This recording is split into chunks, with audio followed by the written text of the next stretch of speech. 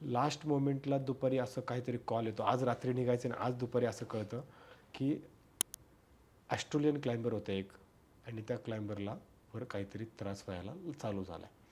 तो क्लाइंबर कोण होता?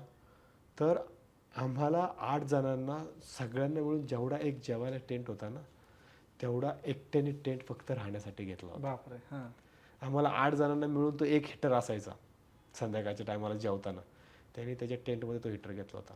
आम्ही ज्या एजन्सीकडनं गेलो होतो त्या एजन्सीचे टॉप नंबरचे 2 एक्स्ट्रा, म्हणजे 3 ते 4 शेर्पा त्यांनी एक्स्ट्रा घेतले होते. बापरे. हां. आमच्या पॅकेजमध्ये फक्त 6 ऑक्सिजन सिलेंडर होते, त्यांनी 6+वरचे असे 10 एक्स्ट्रा ऑक्सिजन सिलेंडर घेतले होते. एवढी सगळी तयारी करून एवढं हे होऊन, म्हणजे आमचं बजेट आणि त्याच्या बजेटला कुठंच ताळमेळ लागू शकत नाही एवढं आम्हाला तर नक्की कळतं. म्हणजे त्याच्या बजेटमध्ये आम्ही 8 जण क्लाइम करून आलो असतो एवढं मात्र नक्की. तर असं एकंदरीत ते सगळं झालं.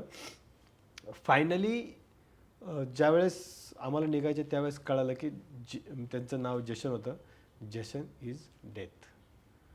म्हणजे पहिला शॉक तर तिथं बसला की यार अशा ठिकाणावर आपल्याला जायचं आहे की ज्या व्यक्तीबरोबर आपण 40-45 दिवस घालवलेत आणि त्या व्यक्तीच्या बॉडीच्या कडेने आपल्याला पुढच्या 3-4 दिवसात जायचं आहे.